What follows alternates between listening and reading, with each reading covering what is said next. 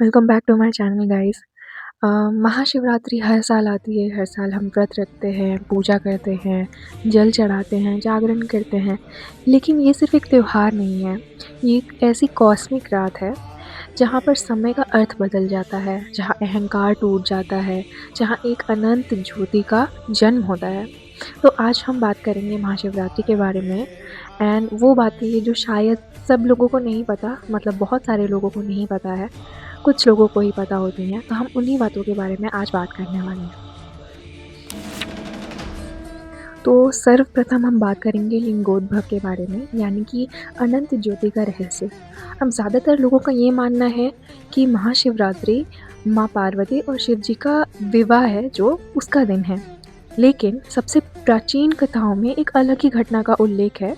लिंग पुराण अध्याय 17 और 18 और शिव पुराण विद्वेश्वर संहिता में ये उल्लेख है कि जब एक बार ब्रह्मा और विष्णु दोनों आपस में विवाद कर रहे थे कि कौन सर्वश्रेष्ठ है, तब अचानक से एक प्रकाश स्तंभ प्रकट हुआ। ना उसका अंत था, ना उसका आरंभ था। तब समझ में आया दोनों को कि ये स्तंभ है, वही शिव है। और उस स्तंभ का जैसे कोई आरंभ नहीं है, अंत नहीं है, वैसे ही शिव का भी कोई अंत नहीं है, कोई आरंभ नहीं है।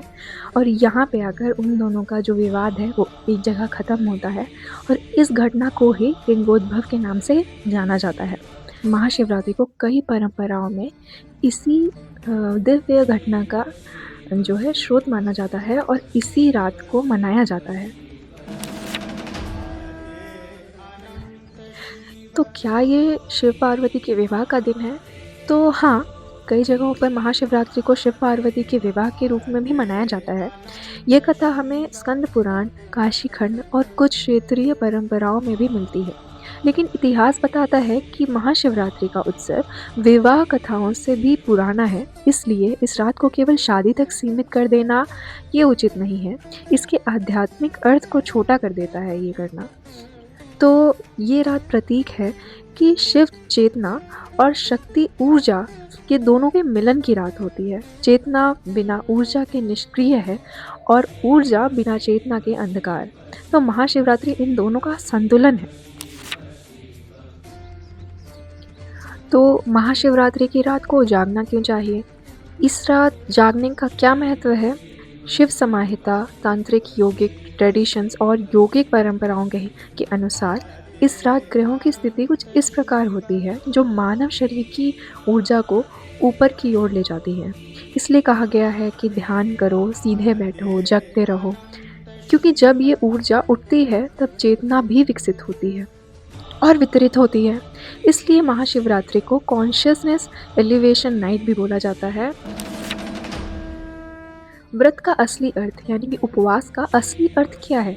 हम सोचते हैं व्रत मतलब भूखे रहना, लेकिन असलियत में संस्कृत के हिसाब से उपवास का अर्थ है उप मतलब निकट और वास मतलब रहना, यानी कि ईश्वर के निकट रहना। ये इंद्रियों को शांत करने के लिए था। जब शरीर हल्का होता है और मन स्थिर हो जाता है, तब ध्यान करना और भी आसान हो जाता है और आप ज़्यादा गहराई में जा सकते हैं इसके थ्रू। अब हम जानते हैं एक शिकारी की कहानी। तो स्कंद पुराण में एक कहानी का वर्णन है जिसमें एक बार की बात है, एक शिकारी हुआ करता था जो अपना एक डेली लाइफ यानी कि लाइवलीहुड जो है वो शिकार करके जानवरों का शिकार करके चलाता था। तो एक दिन वो शिकार करते करते उसको कुछ नहीं मिला और रात में वो एक पेड़ पर चढ़ के वहाँ पे बैठ गया। अब उसने देखा नहीं, उसने ये ध्यान नहीं दिया कि वो पेड़ बेल का पेड़ है और उसके जस्ट नीचे एक शिवलिंग है। तो रात भर वो डर में कि उसकी आगे की लाइफ कैसे कटेगी और आज अगर उसने शिकार नहीं किया तो कल का दिन कैसे होगा उसके लिए, ये सब सोचते सोचते डर में वो रात भर उस पेड़ पे ही बैठा रहा। और इस हड़बड़ी में रात भर उसके हाथ से कुछ बेल के पत्र जो होते हैं वो शिवलिंग पे गिरते रहे और एक तरह से वो स्तुति होती रही। तो सुबह होने पर ऐसा कहा जाता है कि उस शिकारी के जितने भी पुराने पाप थे वो सब एक बार में नष्ट हो गए, क्योंकि वो रात भर जाने अनजाने में शिव जी की आराधना करता रहा, यानी कि उनकी पूजा करता रहा बेलपत्र अर्पित करता रहा शिवलिंग पर। तो इस स्टोरी से हम लोग ये जान पाते हैं कि जो शिव है, वो भक्त की विधि की परफेक्शन नहीं देखते, वो सिर्फ़ भाव देखते हैं कि हाँ, मेरा भक्त मेरे लिए कैसे कर रहा है, किस प्रेम से कर रहा है, वो बस इतना देखते हैं। तो महाशिवरात्रि सिर्फ़ एक व्रत नहीं, सिर्फ़ एक पूजा नहीं, ये एक अवसर है जिससे हम अपने अहंकार को कम कर सकते हैं और अपनी ऊर्जा को और बढ़ा सकते हैं।